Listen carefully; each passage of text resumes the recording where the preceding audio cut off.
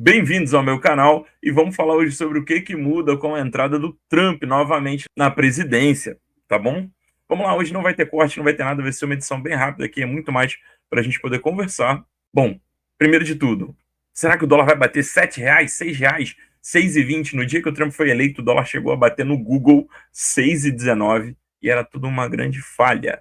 O Google mesmo, logo depois, assumiu que não foi isso, que foi uma falha interna deles, e aí na nossa bolsa aqui o dólar abriu ali na casa dos 5,83, depois foi caindo, tal, não sei quanto que fechou, porque eu não costumo acompanhar, mas no Google lá tava 6,23, 6,19, e eu vi a galera, cara, indo no desespero máximo, galera do Bitcoin soltando fogos, alguns influencers aí falando, eu avisei e tal, mas o que muda de fato? Bom, primeiro de tudo, a gente está no Brasil, pra gente muda muito pouco, porém é bom que a gente tenha, assim, alguma atenção ao preço do dólar, porque como muitos falam, a gente não come dólar, mas muitas de nossas coisas são dolarizadas, primeiro de tudo, tá?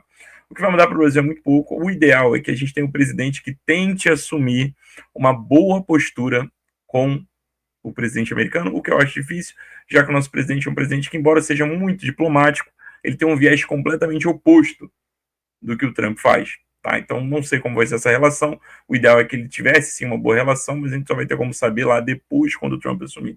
O Trump já colocou algumas coisas em pauta que eu julgo muito importante e que, pelo visto, eles também, e melhor, os americanos também julgam muito importante, já que eles reelegeram o cara novamente. Tá? No final de tudo que eu falar aqui, eu vou dar o meu próprio parecer sobre o que eu acho da reeleição do Trump. Bom, vamos lá. Primeira coisa, o Trump prometeu deportar todos os imigrantes não documentados.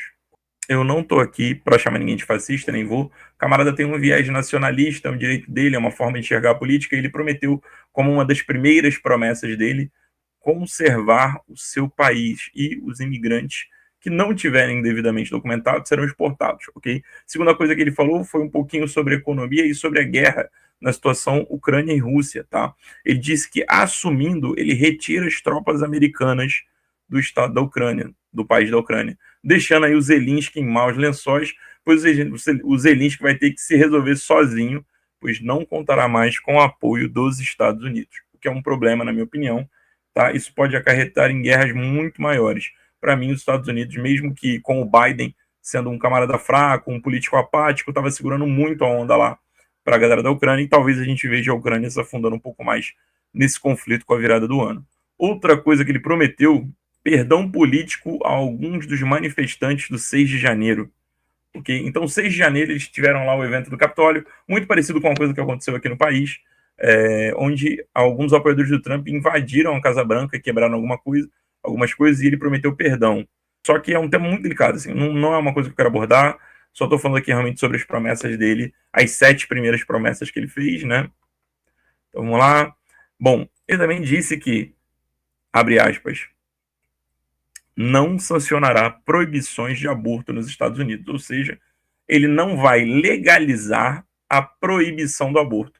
Aborto segue vivendo ali, segue sendo um tema difícil também, tá? Mas vai seguir sendo com decisões tomadas de estado em estado, cada um com a sua própria legislação. Não vai haver uma legislação global falando que é proibido o aborto, mas ele também não falou sobre legalização do aborto, só para deixar claro, tá? Como ele é de um viés um pouco mais de direita, digamos assim, né, ou via direita, eu acredito que ele também converse muito com essa galera conservadora americana, que é religiosa e, portanto, é contra o aborto. Tá? Por isso, talvez ele não entre no tema de legalização. Porém, a gente vê aqui que ele, né, também não se decide com uma proibição. O que acontece? Ele está em cima do muro, provavelmente por um interesse político.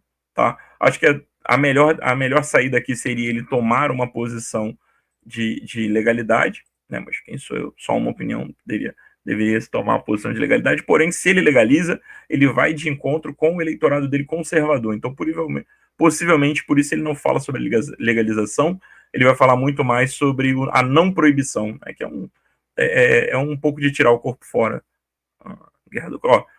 Trump promete acabar com a guerra da Ucrânia em 24 horas, assim que for. Vai eliminar as regulações climáticas que falam ali sobre emissões de carbono, sobre as regulações excessivas sobre a indústria automobilística, que estava subindo preços de carros nos Estados Unidos, visando o controle da emissão de carbono. e também se comprometeu a aumentar a produção de combustível fóssil. Deve-se também abrir novas regiões de escavação de petróleo e procura de petróleo na região Ártico e Alasca, ok? Medidas sobre economia, impostos e tarifas, isso aqui eu julgo muito importante. Eu esqueci, por um instante, acho que eu não estava gravando. Trump prometeu acabar com a inflação, que já está atingindo níveis históricos no governo Joe Biden, antes de ela voltar a cair. No entanto, o poder de um presidente para influenciar diretamente nos preços é limitado, a gente já sabe disso, ele não pode canetar, porque isso geraria muito conflito, principalmente com os investidores dos Estados Unidos. Ele também prometeu amplos cortes em impostos, expandindo ali uma reforma que ele já começou expandindo ali uma reforma que ele começou em 2017. Propôs tornar isento de impostos os rendimentos de gorjetas, abolir impostos sobre pagamento de seguridade social e reduzir impostos corporativos. Trump também propôs uma nova tarifa de pelo menos 10% sobre a maioria dos produtos estrangeiros para reduzir o déficit comercial americano. Cara, isso aqui é um problema, mas nada mais é do que uma medida protecionista, tá? O que ele está fazendo aqui? Cara, eu vou cobrar 10% mais caro no produto importado. No Brasil, os caras cobram 50% quase. Então, não vou criticar, embora seja uma coisa que eu não goste. Eu sou um pouco contra o protecionismo nesse modelo, tá? Mas aqui no Brasil a gente tem um protecionismo absurdo. Então, se o cara quer taxar 10%, tá bom, bala. Eu é que não vou ficar falando nada. Sou contra, tá? Mas é uma taxa aceitável. Importações da China, segundo Trump, podem ter uma tarifa adicional de até 60%. Segundo ele, alguns economistas alertam que as medidas podem aumentar o preço para o consumidor. Bom, vamos lá. Aumentar o preço para o consumidor vai, a gente sempre acha isso ruim, nós somos consumidores. Mas talvez isso aqui esteja uma medida americana direta para cercear o mercado chinês, para poder dar uma cortada, dar uma incomodada no mercado chinês, que de fato vem assumindo posições de destaque, vem tomando a dianteira frente à economia mundial, junto com a Rússia, inclusive pensando aí em se montar um novo bloco econômico só com esses dois países inicialmente. Então, assim, eu vejo que essa sanção que ele quer aplicar são 10% aqui sobre todos os produtos importados, mais uma tarifa adicional de possivelmente, não é nada fechado, até 60% em produtos vindos da China. Tá? Isso pode gerar algum desconforto entre os americanos, eu imagino, porém, é uma maneira dele defender o seu próprio país. E a primeira das coisas que ele falou é deportar imigrantes indocumentados. Então, o que ele está falando aqui não é que vai sair deportando aleatoriamente, arbitrariamente a todas as pessoas. O que ele se compromete ele se compromete a deportar imigrantes que estejam ilegais. Ponto. Acabou. Ah, Rodrigo, pô, mas ele vai sair. Cara, primeiro que eu acho difícil ele deportar todo mundo que tá ilegal, tá? Muito difícil. Porque tem que achar essas pessoas, não necessariamente ele tem condições geográficas de achar, ou tem braço de força para achar todas as pessoas. Então acho difícil dele cumprir essa, tá? Mas ele vai tentar, assim como ele vai tentar aplicar todas as outras. Ele falou muito sobre a inflação, e uma coisa que pega muito pra gente, porque a gente sempre está de olho na inflação, sempre está de olho na força do dólar, principalmente para quem gosta de operar um ativo com dólar que nem eu. Então essas foram as primeiras 7 promessas. Eu devo trazer mais coisas aqui sobre o Trump, sobre as promessas, sobre a pauta, para a gente poder acompanhar de perto como é que está sendo tratada a nova política americana. Lembrando, cara, que nada mudou, tá? Ele só assume em janeiro. Então vamos tranquilo, vamos com calma, sem desespero. A galera do trade gosta muito de ansiedade, gosta muito de se desesperar, e por aqui a gente não vai ver isso.